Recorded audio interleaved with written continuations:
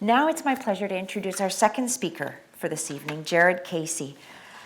Now, the first thing you're going to notice when Jared comes up onto the stage is that he's very tall. And he comes by that very honestly, and he's pursued a career on that front. He was an NCAA Division One basketball player. I feel like I'm a CBC sportscaster here. He was an NCAA, I don't even know what that is, but anyway, he was an NCAA Division One basketball player who then also played in China, actually, which some of you can chat with him about after, but he's had a lengthy career in basketball. Aside from that, he's also an MBA graduate from the Sauder School of Business at UBC, and he is now the Director of Strategic Policy at the First Nations Health Authority, which is an emerging health authority here in British Columbia that is taking on the devolution of healthcare services formerly delivered by the federal government and the provincial government into a self-governing health delivery infrastructure for both on and off reserve Aboriginal people across BC. Did I get that part right? Okay, I didn't get the Division One NCAA part right, but I got that part right. We are really thrilled that Jared is here with us this evening. He's going to share his stories and his experience with anxiety and obsessive compulsive disorder. This is the first time that Jared's spoken in public. And I said to him, Jared, you're going to be in a room full of people who will hold you up. And while Natasha clearly has lots of experience as a public speaker, I know that all of you will join me in graciously and warmly welcoming Jared to the stage.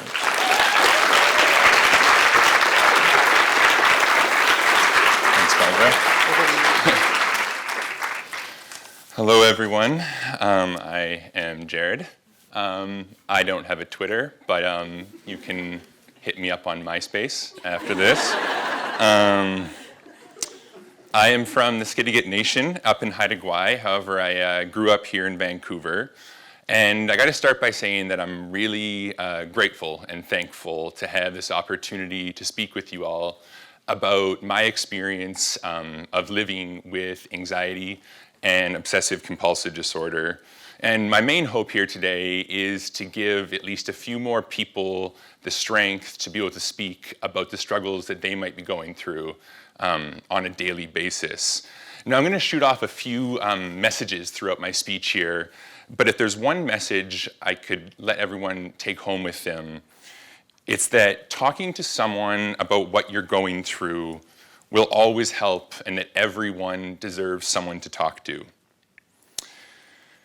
Now, this goes for everyone. I don't mean just people suffering from a mental illness, but I sincerely believe that mental illness or mental health is more than just the absence of a mental illness.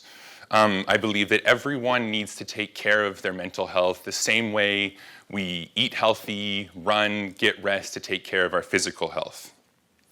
Now, since I started speaking publicly about my struggles about a year ago, a lot of people have asked me what were some of my earliest signs of anxiety or any compulsive thoughts.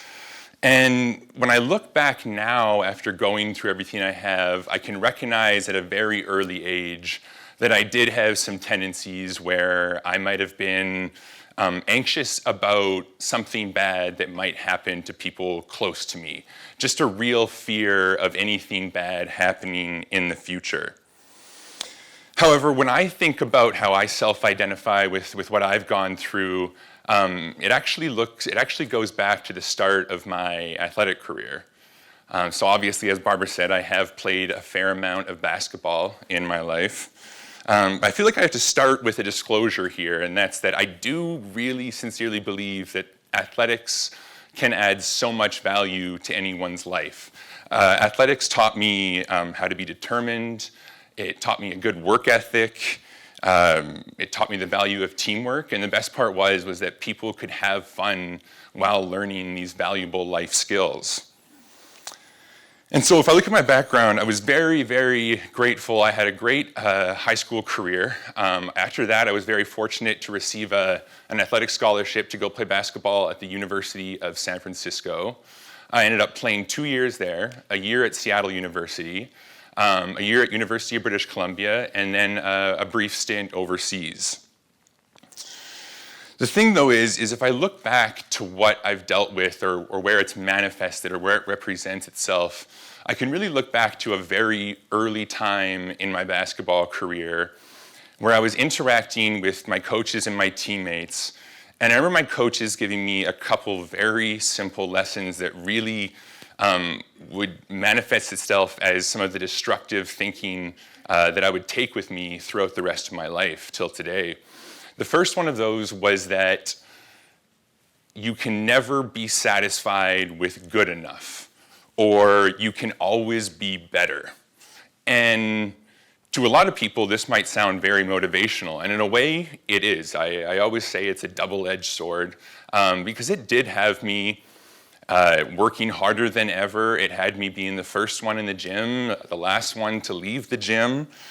The difference, though, between me and a lot of people was that, well, a lot of my friends seem to talk about how much they played for the love of the game or how much they enjoyed it. I really worked hard simply out of fear of failure. Now, this wasn't the only message that stuck with me. The funny thing was these same coaches that were telling me, you can't be nervous before games, even though you got to be perfect. They would then turn around and I'd be out there, and I'd miss a few shots, and that exact same coach would say, what is bleeping wrong with you? Other words I can't say here in this theater tonight.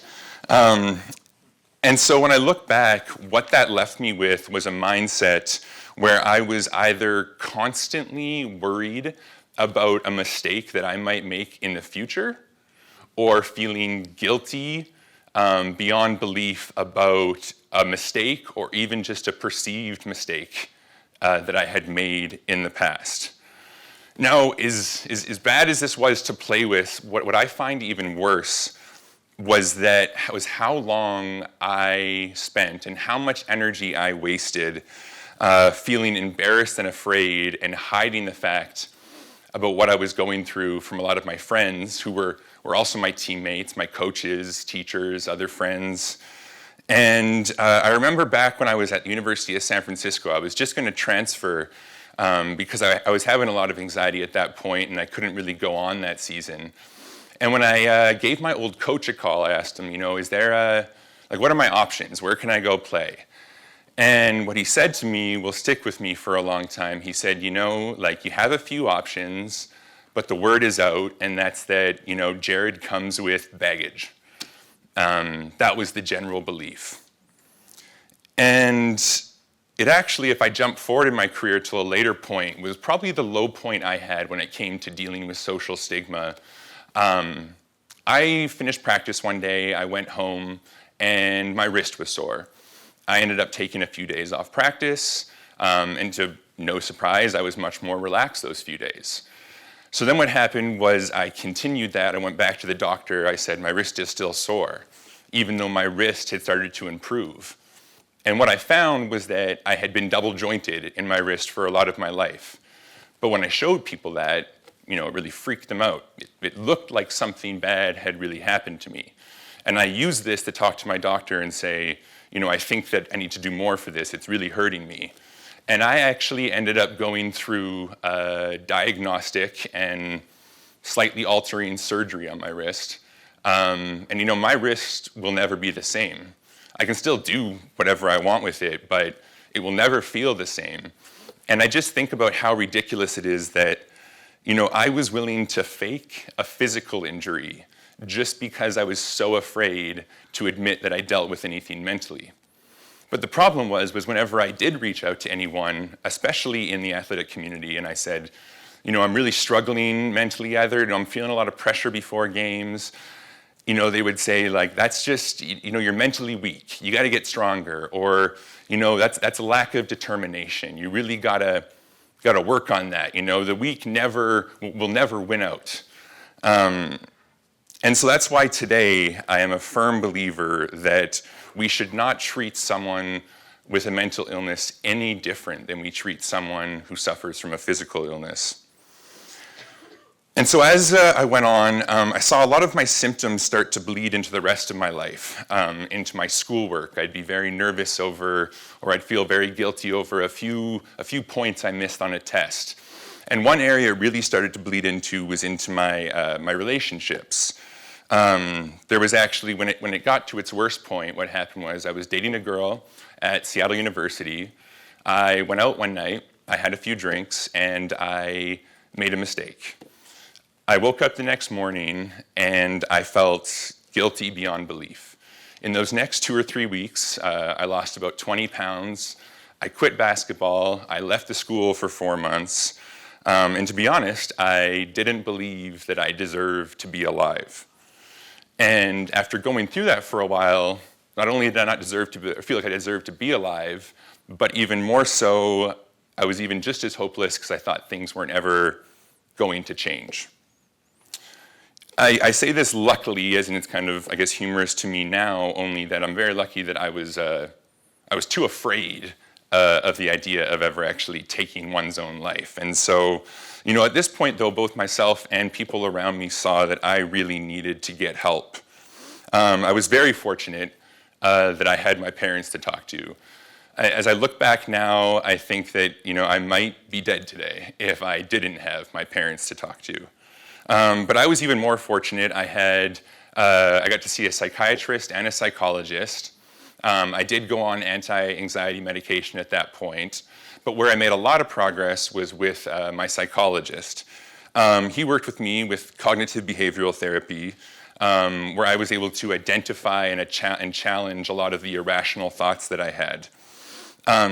But there was definitely some change of perspective that he gave me. Some things that he really taught me, and that first one was that everything changes. And this might seem kind of weird to give you comfort, but to me what it was that I knew things couldn't get any worse, so any change might be a good thing. The second one was that everyone has inherent value, regardless of what they say or do. And so then what I began to understand was that while maybe I can always improve, I am always going to be good enough. And what this allowed me to do was start to accept a lot of the uncertainty that I really struggled with. Because what I learned was that no matter what happened, I would come out okay. Now, I haven't been cured or anything of this mental illness. It's something that I still live with. I have my ups and downs. But what I know is that living with this mental illness has not made me any weaker or any less likely to succeed. But it only makes me stronger every day that I live with it. And today, at age 27, I've had a successful high school, college, and professional basketball career. I have my undergraduate degree and a master's degree with a 4.0 average. I am launching Talkaway, a company aimed at ensuring that no one is ever left alone with no one to talk to. And I'm the director of strategic policy at FNHA. And my fiance will kill me if I don't say I'm also getting married in July.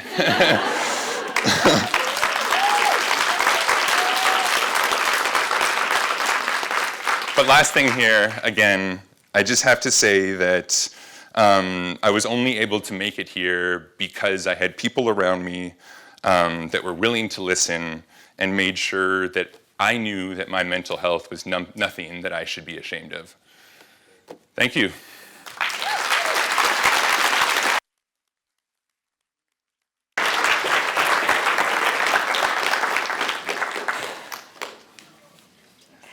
Thank you, Jared, for sharing your story. Thank you for your courage. Where's his fiance? Hi. Yay. Jared, I know that I speak for every single person in this room when I say that you are truly standing tall in everyone's eyes, in every sense of the word tonight.